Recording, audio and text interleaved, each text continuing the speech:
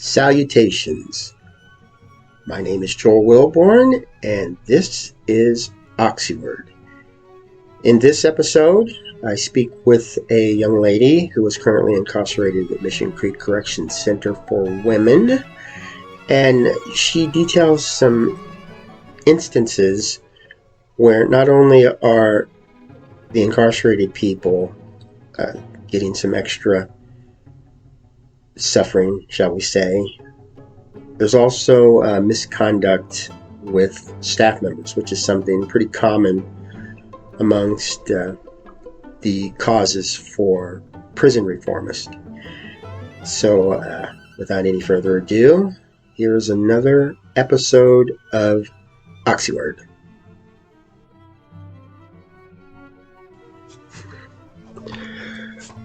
All right, joining me today, I have a young lady who is currently incarcerated at Mission Creek Correction Center for Women. Will you please state your name? Tiffany Doll. Now, there's quite a few things that's been going... D-O-L-L. D-O-L-L, okay, we got you. Now, there's quite a few things that's been going on over there at that prison. Is there something that stands out you'd like to tell the public? The way that we're treated here by the officers and the COs, it just seems it's very humiliating for a lot of the women. We're not respected at all. It seems like we really don't have a voice. Our heat has been out here. I've been here 6 months, and our boilers went out 5 times since I've been here, and we've had no heat. I know that when headquarters came in, they turned it in. Freezing. We've tried to grieve it. Actually, just Friday, someone brought drugs into the facility. No one was held accountable for it. No one went to segregation for it. And it's our understanding that when drugs are brought into an institution, especially a therapeutic community, we're in the treatment side of the program, that there's supposed to be some accountability there. Some other girls used, and they got held accountable. They went to the hole, but the girls who actually brought it in did not. Even the staff are wondering what's going on there. It's not really making sense. It's like our treatment program here is not a treatment program. We understand that it's COVID and that a lot of things have changed, but whenever we try and advocate for ourselves, it's like it stops somewhere. It doesn't get heard. It doesn't go beyond this institution. And a lot of us don't even know how to advocate for ourselves. So the few of us that are trying to get together to advocate, it's really hard to get up to do stuff in this facility. And it's my understanding that at the bigger prison, you're not treated so disrespectfully. You're initially told that your punishment is being in prison and they're there for safety and security. But this institution is very different. It's very sad. It's very disheartening. You got women that are already down, that need help. I mean, it's a life or death kind of treatment program. This is really, women's lives depend on this, and they're not getting the help that they need. We're not getting the help that we need. Are you considered a violent criminal? My crime is actually identity theft. Identity theft in the first, so I am considered a crime against a person, so I'm held in that same bracket. I myself was out of trouble since 2008, and I received 84 months for identity theft. I got a 7-year prison sentence for identity theft and forgery, and I am considered, I don't know if it's actually a violent criminal, but I'm considered under that bracket because I'm not eligible, because it's considered a crime against a person.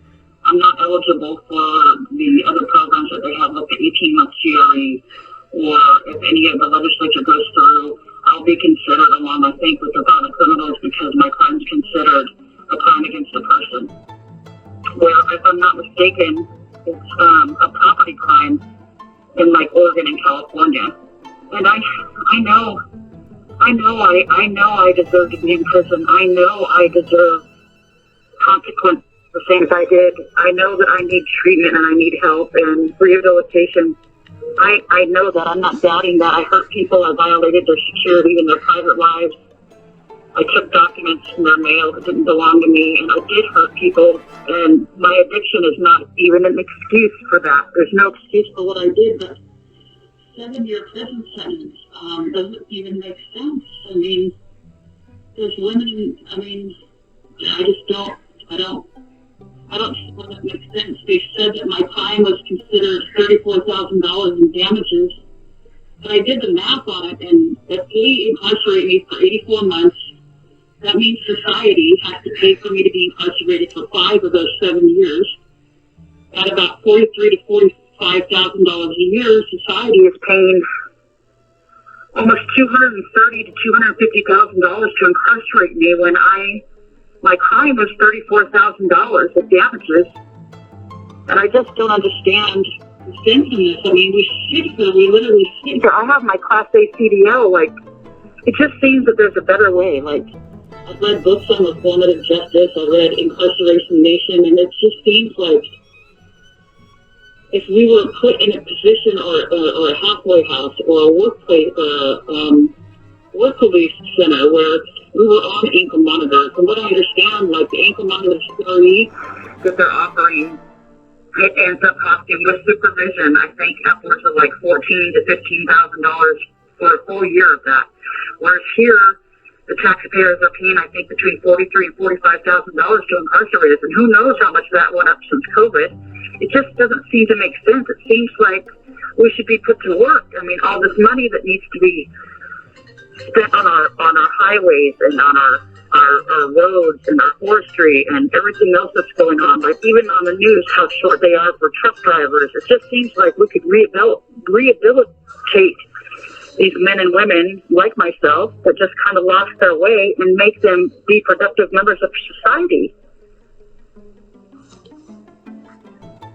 Why should we let you out? Well, I think that when you pay your debt to society, I think that entails rehabilitation. And I know that for me, my addiction was a huge part of my decision making and making bad choices. And like I said, I don't think that's an excuse, but it is valid. I mean, most of us are here. I think most of the women I know are here because their addiction brought them to the bad choices that they made and the consequences for it. I think that I know I'm almost 2 years clean now. I know what I want, and I know where I went wrong before. I know that I need to be grounded in my recovery. I know that I need to reach out when I need help. I know that I'm going to do good because I have family and support, and I have, like I said, I have my commercial driver's license. I have options for myself when I go home, and I know what I want. You mentioned earlier about drugs being put into that prison. I'm sorry, I couldn't hear you. Can you repeat that one more time? You mentioned earlier about drugs going into the prison and there being little repercussion for it. Now, the visitation is minimized right now because of COVID. How are these drugs getting into the prison? Is this something that prison officials are bringing in? I think that's the problem right now. From what I understand, I was talking to one of the nurses here. I had a doctor's appointment earlier today, and we were all confused about what was going on. And these girls actually came in from Purdy, so they came in from the main prison, and they probably brought it in with them because visiting for us just started this past weekend. But from what we understand, they brought it in with them from outside when they got into the prison there. So the Washington Correction Center for Women, there were some people that came from there, and you believe they had it hidden on their body and just wasn't detected during in processing? I'm sorry, I couldn't understand it. Can you say that one more time? They came from the Washington Correction Center for Women, and when they were intaking them into Mission Creek, you believe that the staff just didn't thoroughly inspect them like they should according to policy?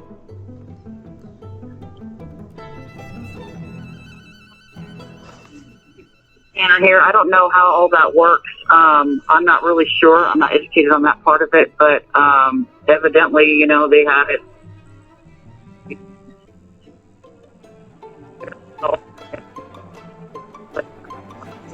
Something went wrong somewhere, especially when they brought it into two institutions from a county. They had to at least be in county jail first. I know from my county. I'm from Kitsap County. They have a body scanner there. I'm not sure if it was Suboxone pills or Suboxone strips. And if it was the strips, then that means that they were much, much smaller to conceal. If it had been like 42 pills, that would have been a lot larger for them to see. But if it was just the strips, I mean, that's kind of the size of your thumbnail, a little bit bigger than your thumbnail, and maybe about a quarter of an inch wide, or in thickness, I mean. So I'm not really sure where that happened, but something went wrong. And then I'm talking to staff here. They're wondering as well, and I guess Purdy is trying to blame Mission Creek, and Mission Creek is trying to blame Purdy.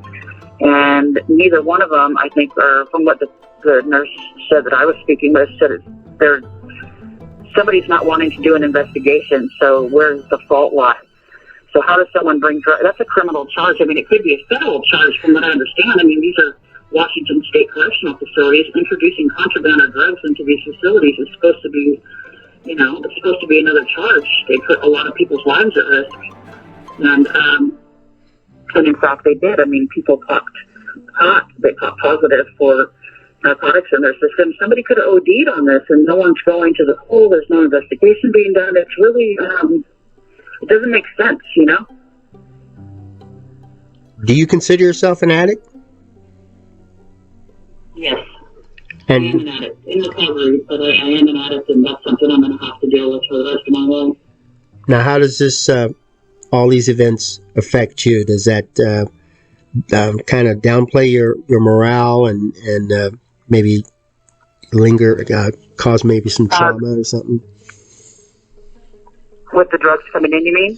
Yes, with the drugs coming in and you're trying to stay clean, you're trying to avoid them.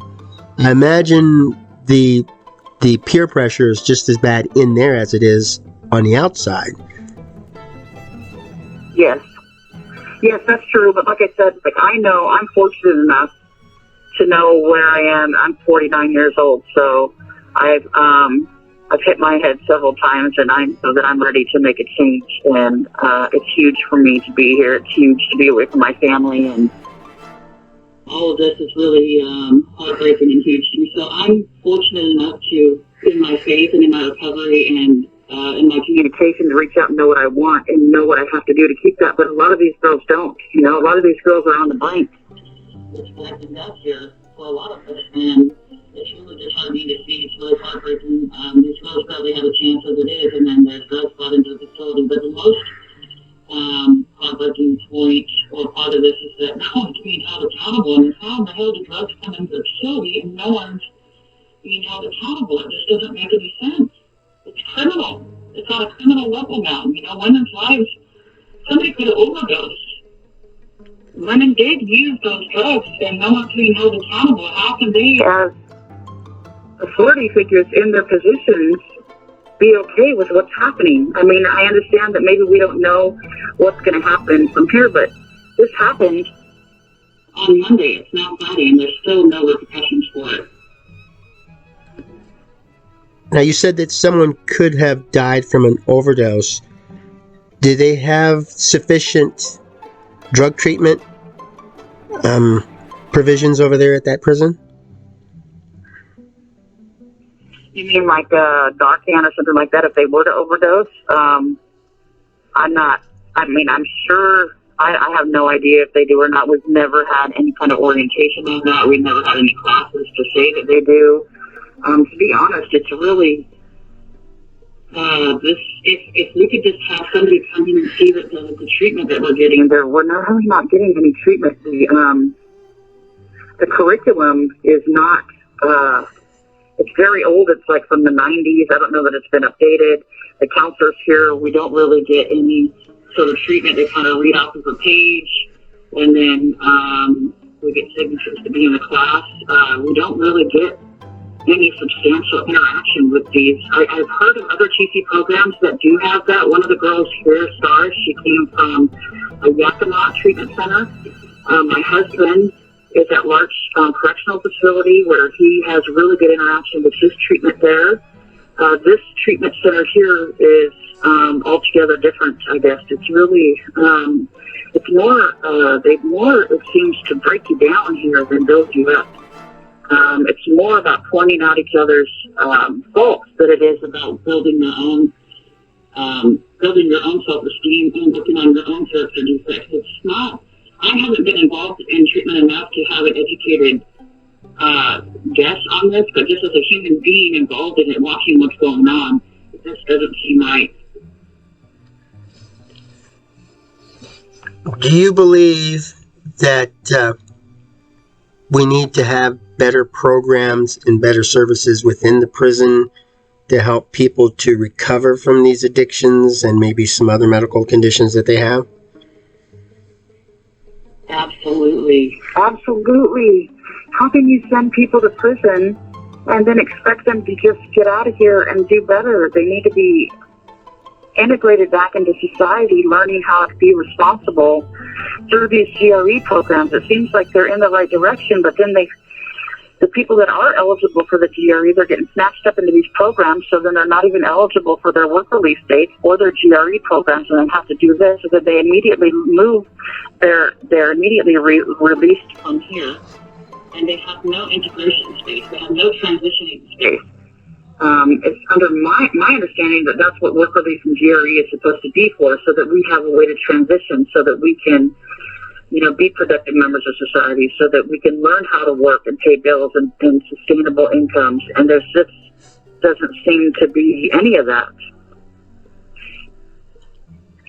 Would you be all the women here? There's probably about 8 out of 10 women in here that are eligible for GRE, which would be a great opportunity for them to go home and transition on ankle monitor or into a work release program.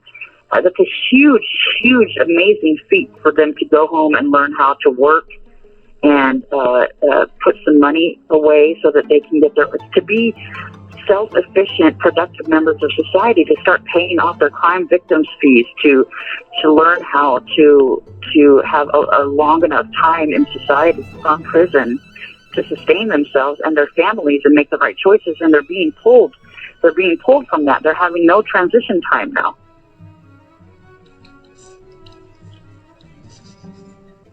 Now, we have a JPay service where people could reach out and talk to you. Would you be willing to give out your inmate information so that people can contact you through JPay? Yes, absolutely. Yes. I have a family too, and my youngest son is out there trying to take care of my mom, and you have 60 seconds remaining. Is a wonderful person, but unfortunately they're paying for my consequences, and we've got to find a better way. There's so much better things that we can be doing. We can be doing reformative justice. We can be putting these women and men to work where they can give back and pay off their crime victims' fees, where they can interact in society, where they can have a chance to reform and not take away all of our responsibilities and then expect us to be responsible. It just doesn't make any sense. I just am so thankful for you. You have 30 seconds remaining. Listen to us, because we really don't have a voice, but together we can. Well, thank you for your time, and thank you for that, sharing your information, and we wish you the best of luck. Thank you so much. Thank you. You're welcome. Keep advocating. I will. And there you have it. Thanks for tuning in. I hope her words had some meaning for you. It is something that is going on all across the United States. And if we don't do anything about it now, you just have to ask yourself, when will we do something about these kind of instances? We have policies, we have laws in place. All we ask is that the DOC officials and government officials and even the public follow these laws and policies. That way we can have a relatively safe community. And you have to think of it this way. The mistreatment that they receive inside prison walls can easily be carried outside once their sentence is finished. And this is something we can't really blame them for, because we caught them, we locked them up. And now our job is to see to it that they can get the training, the education, the treatment that they need, so that when they do walk out, they can become more productive members of society. They will be happy to be living amongst us, and we will be happy to have them living amongst us, and we can put all this nastiness behind us. So she did provide permission to contact her. So if you would like to get more information on her, or if you have some questions that about the penal system or life behind bars in general, please reach out to her. Thank you for tuning in, and I hope you have a wonderful day.